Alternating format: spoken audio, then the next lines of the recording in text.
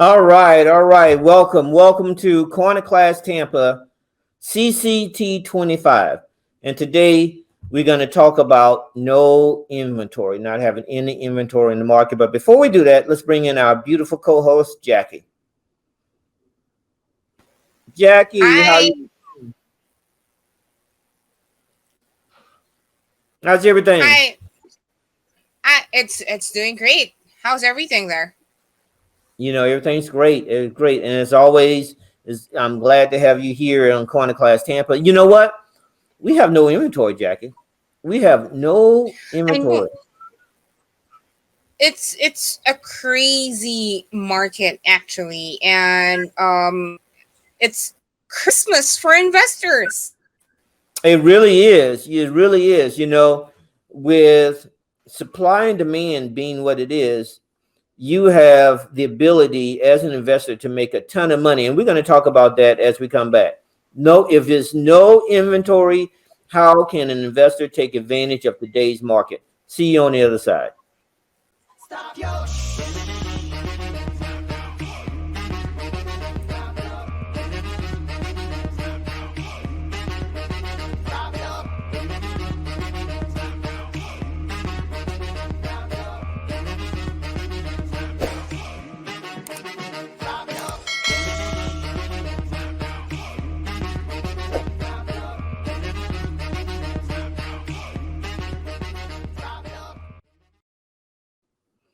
All right, and we're back, Jackie.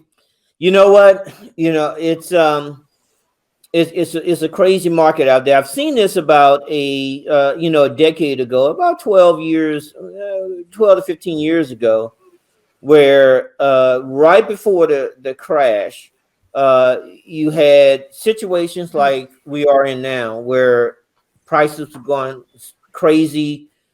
Lack of inventory driving up prices. I don't think we're there, but the lack of inventory is really an opportunity for us. Sorry, can you hold on? I think I'm having some technical issues. Hold on. Yeah, it looks like you are. Well, I'm going to go on and we're going to talk about the fact that we are in what's called a seller's market. So what is a seller's market? Well, it's quite frankly, different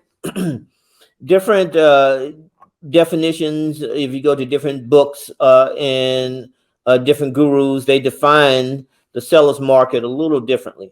But for us, for investors, we don't need to know about absorption rate and time on the market and all this. What it means is that there is a supply and demand problem. There are more buyers in the market than there are sellers. So sellers can generate a higher price for their home. If you have a home in the market that is in a normal market, maybe worth $280-ish or so now, because there's a lack of supply and demand, that same home may be worth $300. So it's a combination of a couple of things. Is that supply and demand. Also, there's some factors that are helping the price point, the low inventory. But again, the seller's market is when you actually have more buyers in the market than sellers. And that gives us an opportunity that as an investor that we can take advantage of. Now, how can we as an investor take advantage of? The number one thing that we can do is crank up our marketing. And one of the very top best ways to crank up our marketing is cranking up our guerrilla marketing. Now, what is guerrilla marketing? Guerrilla marketing is all of the marketing that is outside of the traditional norms. You have ways where you can, market on Zillow. You can market on homes for distressed properties. You can market on Zillow. You can market on Trulist for sale by owners. It's a great way of doing that. But these bandit signs, if you ever drive in a neighborhood and you see a sign on it, hey, we buy houses for cash, looking to buy your house, call this number. That's guerrilla marketing. And so we can really crank that up as an investor. Now, that is one of the low hanging fruit type of investing, marketing, where you put the signs out and you get a return. You may get a return phone call and say, hey, listen, I'm interested in buying your house, and then you go through your spiel about buying that house. So guerrilla marketing, bandit signs is one way that we can market. I just want to say that how you market and when you put your signs out is pretty important. You're going to get more of a return on a weekend, and if you get more return on the outskirts of a distressed area, where instead of maybe inside of a high price or not a distressed area. For instance, if I was marketing for homes, I may not put we buy homes in South Tampa. Even though there are people in South Tampa looking to sell their home at a discount, because believe it or not, you have people that are making a decent wage, but still are in a situation that they would like to get out of. But so South Tampa, if that's your market, hey, that's great. But guerrilla signs may not be the best approach for that. We're going to talk about some other approaches that could be used in like a South Tampa market. But let's say you're in emerging market, the East Tampa, West Tampa, Sulphur Springs, and surrounding areas. You have people there that may be more interested in responding to a guerrilla market tactic like a bandit sign or something like that. So that is one way of cranking up your marketing in a distressed property. Another way is tax records. Now, you can go on the county property appraisers website, and you can actually see who's actually are in default for their tax records. So you can see, if they haven't paid this year or last year, or if there's multiple years that they haven't paid, or if you look at the history of that property, if they haven't paid for 2 years ago, they were behind, then they caught up, and then they're behind now. And, it's just over time, you can see that they've been having problems paying. That may be a person that may be interested in, selling their home or doing something to help them relieve their pressure on them. Absentee owners or a golden nugget.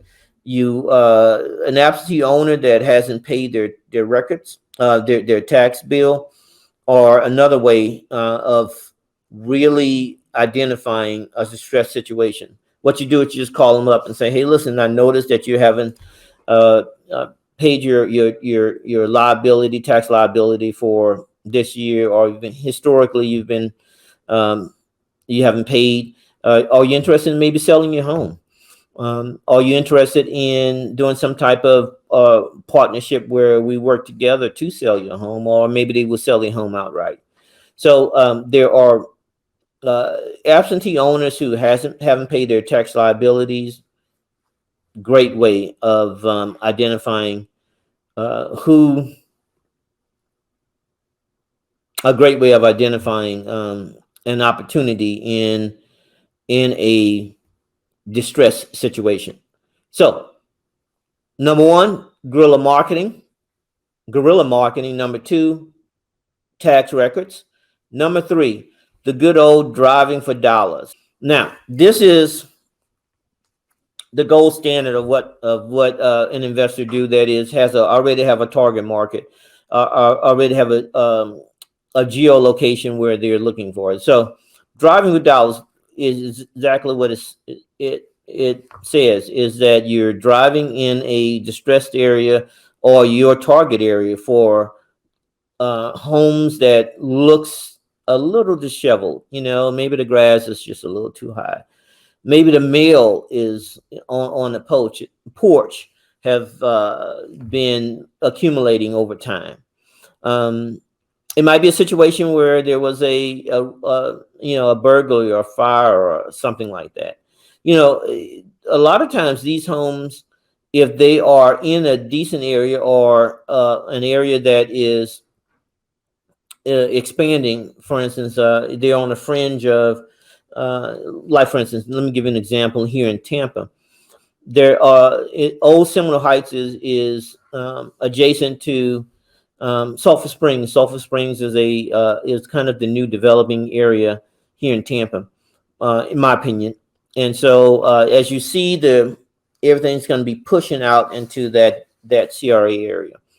So when you're marketing or looking at the area, right there on the line, the dividing line between Sulphur Springs and Old Seminole Heights, you see homes right there on the fringe that you looks a little disheveled, need a little work, or it may be a rental situation where they now want to sell a home or something like that. That is a golden opportunity. You reach out to the owner and you find out if the owner is interested in selling their property. You make a fair offer for it. You do your rehab, and before you know it, it's back on the market, and you're making a good return, a good ROI. And by the way, guys, it was interest rate that I couldn't remember for some reason. I just went uh, blank on that. So interest rates is another reason why the market is a seller's market, because not only do limited you have limited inventory on the market, but because it's easy to acquire the inventory that is on the market because the interest rates are so low, that also contributes to the lack of inventory and it being a seller's market. So there are many contributing factors for it being the seller's market, but as an investor, what you need to know is that we are in the seller's market, and if you can get inventory to put on the market, you can get a return, an extra bonus return on your investment. Best a little extra ROI. That same home that a couple of months ago may generate a $40,000 or $50,000 return. Now it may generate $55,000, $60,000 return because of the lack of inventory. So again, seller's market, that's the key. What we can do about it is another key. So we're going to take a break here. We're going to see if we can bring Jackie back, and we're going to cover the last couple of ways that we can take as an investor. We can take advantage of it being a seller's market.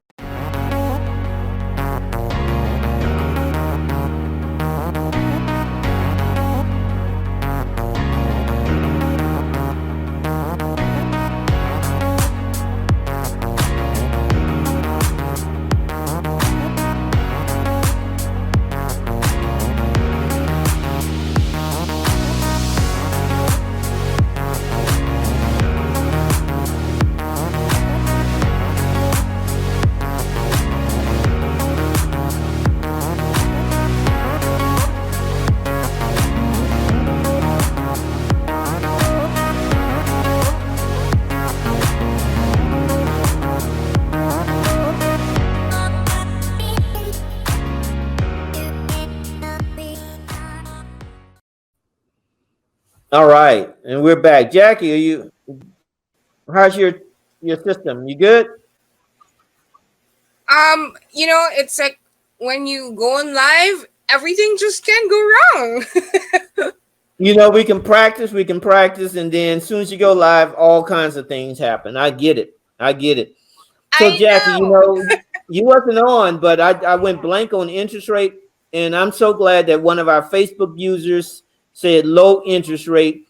They was watching us on Facebook, and you're exactly correct. I was searching for low interest rate, and whoever helped me out, going ahead and let me know who you are. You don't have to do it during the show, but Thank you for helping a brother out. I was struggling, Jackie. I needed you. Where were you? At least someone came to the rescue. Thank you for Yes. the viewers. Yeah. Thank you so much. Okay, so let's get right back in it. Now we left out with driving for dollars as being a great way for to identify opportunities in a seller's market and to identify a distressed property. We talked about, what are the signs you're looking for? Well, you're looking for that high grass. You're looking for code enforcement is another one. The code enforcement stickers on the door. Uh, the house may be, may have a little roof problem, may have a little water problem. You may have a situation where you had a light fire there. There was one on the corner that we actually made a good opportunity for that particular one. It was it had a light fire. It looks like we and something like a home like that. You can reach out to the owner, say, hey, listen, I know that you may have some issues with this particular property. I see code enforcement is really aggressively pursuing you. Have you ever thought about selling your home? That is an excellent opportunity, Jackie, to purchase a distressed home for pennies on the dollar. That's right. Absolutely. You got Now, everything going for you. mm-hmm. Absolutely. Now, next, what we're gonna do is you would just call and text them. So let's say we have this situation where we drove for dollars, we see this distressed property, and now how do we reach out to that owner? I was just asked this yesterday, Jackie. Well, how do you contact, an absentee owner? Or how do you contact the owner of the house? Well, the first thing you can do is go to public records. You go to the county's of property appraisers website, and you see who's the true owner of that property is, or the listed owner. Sometime if it is a corporation, you got to do a little bit more digging to find out who is the true owner, who's behind that corporate veil. But in most cases, the owner of the home is right there. And if you look at the mailing address, you can tell if there's a local mailing address or if it is an out of state mailing address. It's right there. And you know what? It is right there. And so what you would do is there's several types of skip tracing software where you can identify who, once you have a name, and all you really need is a name, but most of the time you have a name, a phone number, or a name and address. You can put that in some skip tracing software to identify the person's full phone number and mailing address, and you can shoot them a letter or give them a phone call and say, hey, listen, I'm David. I'm interested. I'm an investor in your area. I see that your home on 1234 Main Street is in disarray, or you maybe not even go there. You may just say, hey, listen, have you ever thought about selling your home? Um, I'm willing to offer a fair price for your home. I just wanted to know if you thought about selling it, and let's see if we can make a deal.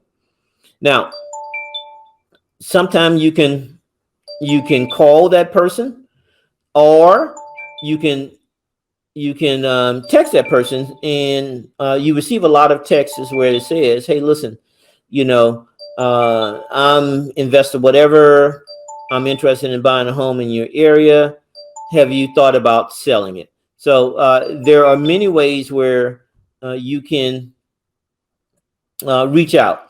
One thing that you might want to mention, I might want to mention, is that the text software is you can find a couple of different text software that's out there. What I suggest is that there are some text software where if you send a text, um, it's one price, or one token. It depends on what software you use. And if they don't respond back, there's no charge. But one, I know that if they respond back, just a response, there is no charge. So shop around for your software, your company that will provide your texting service to you, because it's different.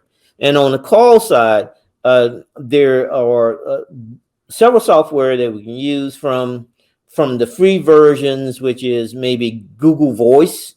where you have a separate line and you want to say on your bandit sign that we mentioned, you put that you get a separate number and you use that separate line number on your bandit signs, and then when they call you back, you would have a different ringtone so that you know that it is a work phone call and not, someone from the family or a personal call. So that's a free way of doing it, is that a Google Voice or other services that will give you that free second line. And again, what you can do is just assign a ringtone to that second number, so a different ringtone to that second number, so that when they call you back, you can hear that it's a your money. We call it the money line. So we actually have a Cash App type of or money type of tone associated with that. So when they have this certain tone, you're answering it and it's a business call. That's free.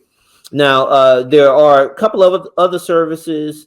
Grasshopper is one, but we use CallRail for something like this. CallRail is another fairly inexpensive service that will provide additional numbers, and you can buy packages if you have multiple areas that you're targeting, or if you just need one or two numbers to for CallRail, and you're answering maybe on a sales call, and then maybe on an administrative call, or if you can scale that up in CallRail. So if you have a team, you have maybe two or three people that are answering phone calls because you have a large target area or area that you're targeting.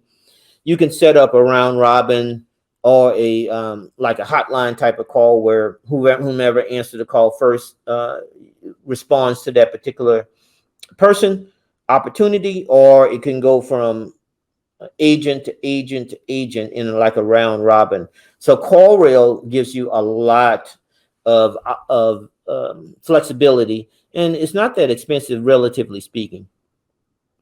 So calling and texting are important. The skip trace software, there's many that are out there, too many to really mention. If you just Google skip trace, there are a software that you can use to find the phone number and mailing address of that opportunity. So that's what you do. So I'm going to recap a little bit, because this is the important point, is that you drive for dollar, you look for an opportunity, a property that is disheveled or it looks abandoned, or there may be code enforcement letters on the door, that type of thing.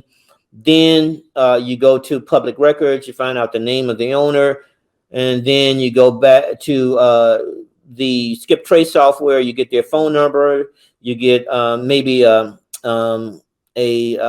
mailing address, and then you're calling that person up or texting that person to see if they want to sell their property, okay, for a fair price. So you want to offer a fair price. A lot of times these guys are just, especially if it's an absentee owner, these guys just want to, hey man, just cover my taxes, just pay for my taxes, pay for the code enforcement. This is a property that mama gave me, grandma, mama gave us, and I'm not even in Florida. I'm in Texas, someplace Midwest California, and I just want to be rid of this headache. So a lot of times those are the people that you're going to be talking to, is that they can't deal with the property. They're not even in state, and they just want to make a little money or break even on it, and you offer them that opportunity to do that. You make it a win-win situation. And again, I want to point out that this is assuming that you're driving around in your farm area, and the price, the home values of the price. So that you need to know your numbers. You need to have a comp in mind of what that home will sell, the after repair value of the property, what it will sell for, so that when you're making these offers, you're not making an offer that is overextending yourself. You haven't considered the repair value, and now you're losing money on the deal. So we're talking about, you have already have done your due diligence for your farm area. You know that homes in this area sells for 260, 250. and you know that from just the looks of the home, you haven't been in it, but you kind of maybe walked around and saw that you got an idea that maybe there's $40,000 to $50,000 or whatever that number is in repair value, and then you back that out. You put on your profit that you would like to make on it, return on investment, and that's fair because you're risking your dollars for the property. You have time invested. You got to buy material. You got to buy all that. It's fair that you make a profit on it, and then you're offering that a fair value to acquire the property. Once you do all three of those things, you have uh, offering a fair value that is acceptable to the owner, that helps him out of his situation, and you are able to sell the property, the repaired property, at a return that you are comfortable with. That is a win-win situation, and there's nothing wrong with making or getting compensation for your efforts. That's the American way, guys. So when you want to establish win-win situations, and this is one. All right, now you've contacted the owner. You've come to an agreement. Yes, I want to sell the property. Just get me out of this craziness I'm in. Give me, pay all my bills and give me 30,000 on top of that, and the home is yours. Okay, so let's assume that you're purchasing the property for $80,000. Okay, $100,000. Let's do 100,000, easy math. You're gonna put $50,000 into the property. You're looking at $10,000 to $15,000 for real estate transaction fees, that type of thing, and then you can sell this property for $230,000. So you got a $50,000 profit margin on this particular home. That is enough meat, what we call meat on the bones, where you can make a profit on. Now, you always want to have just a pro tip, guys. You always want to have a 10% contingency, because you don't know what's going to happen in a property once you start getting into it. So you want to have a 10% fudge factor when you are identifying the opportunity, the after repair value, the costs for repairs, labor costs. Have a little fudge, 10% in there, so that you have a contingency in place should a price doesn't come in as expected. One thing to consider is that in today's market, a lot of people are building, so the cost of wood, cost of labor is going to cost more than it would normally do in a non-seller's market. So your cost to repair that home is pretty, you should really look at it, because it may run a little higher than what you think it is. That's a pro tip. Make sure you have that contingency in there. All right, so we've identified the property. We've contacted the owner. We've done our due diligence. We have a contract on the property. The contract on the property, I would recommend that you use a licensed realtor when you're working with when you putting the property under contract and when you're purchasing the property. Just so many things can go wrong in the real estate process. If you're not a licensed realtor, you can transfer a property. That's true, but you're leaving yourself out there. For 6%, 3% on each side in most cases. A lot of times a relative is only doing one side, you get a discount. So for a small percentage of the overall deal, you get the assurance that the deal is going to be correct. No one's going to be, it's less of a chance that further down the line, someone's going to be suing the other party because of misrepresentation. It's just a standard way of transferring property from a seller to a buyer. And then also, it really can help you with your comps. You may not be aware of something that's going on in the community. The community could be trending up. It could be trending down.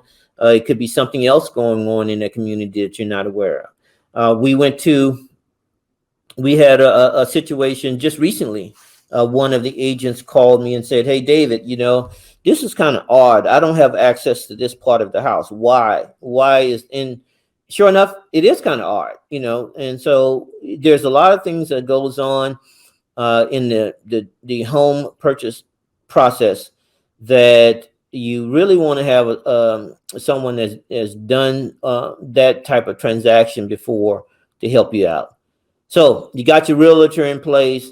You got the right paperwork in place to put the home on the contract, and you got all of your comps. You're comfortable that this is going to be a good deal. The next thing to do is to get your team together. So the team, if you are new, maybe your first flip, second flip, you probably want to look into joining a team that's already doing it.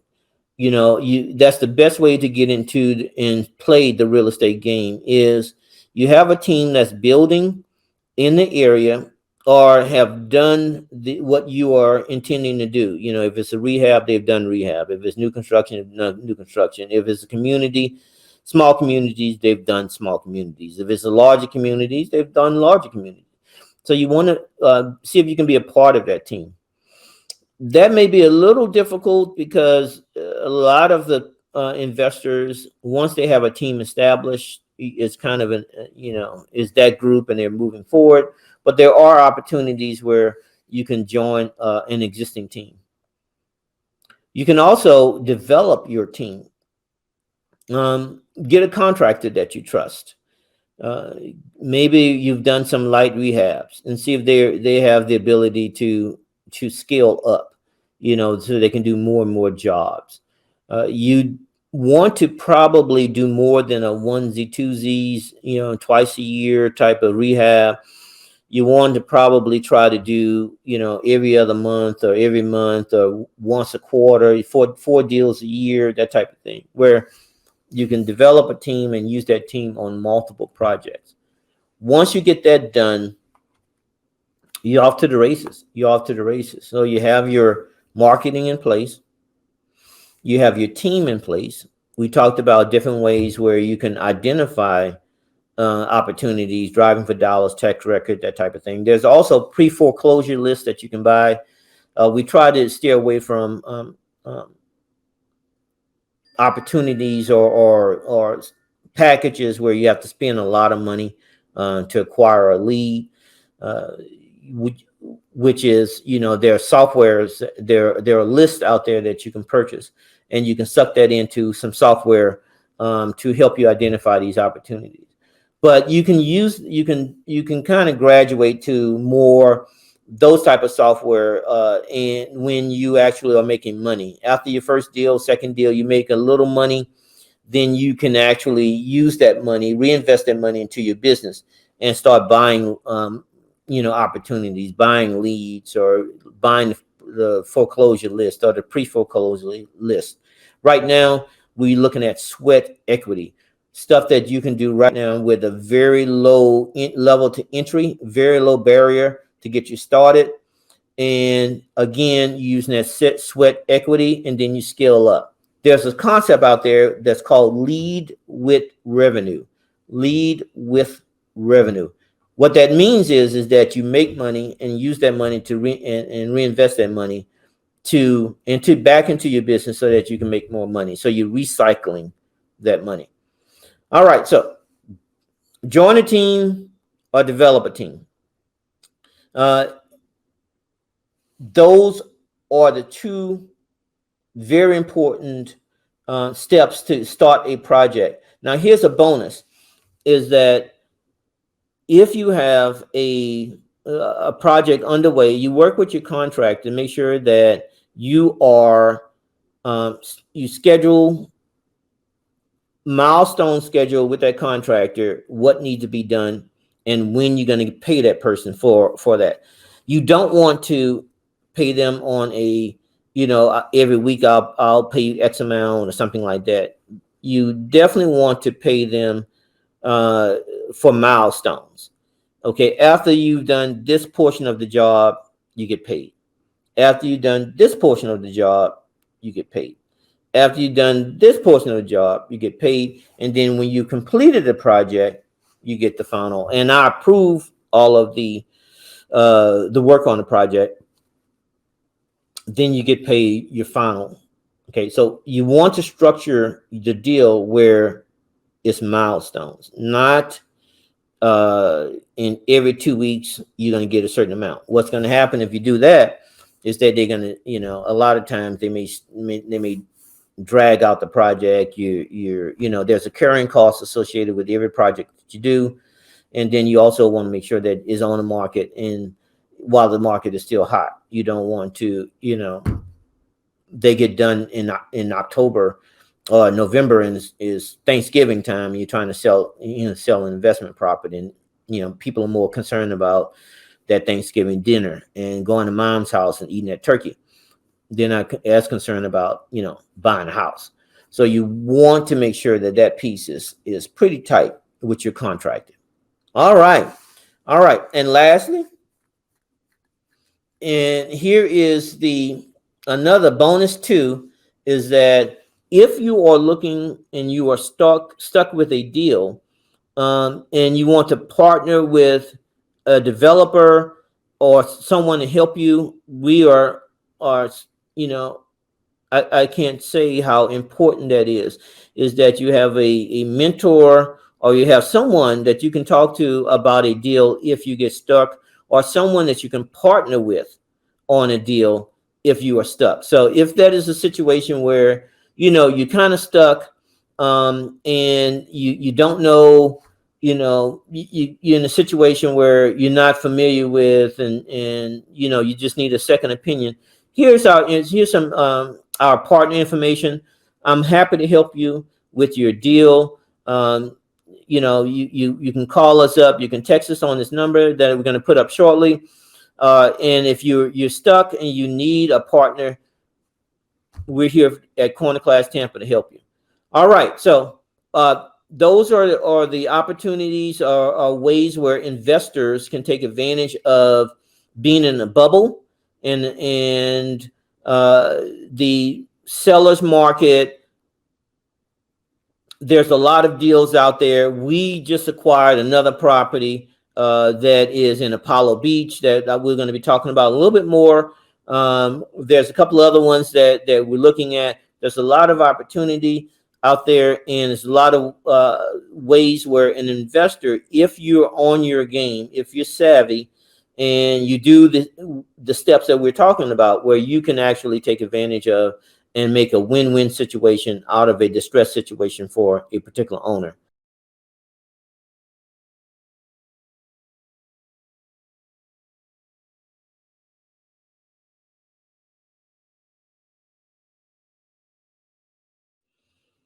All right. So again, just text partner to 833-693-0019. Briefly describe, maybe what's going on, how we can help, and I or someone on my team will reach out to you. So again, just text partner to 833-693-0019. We will have someone reach out, myself or someone on my team, and we'll see if we can help you out of the situation you're in. Or if you just want to partner with us on our next project, we can talk about that. As always, thank you for coming to Corner Class Tampa, and stay grinding. Stop your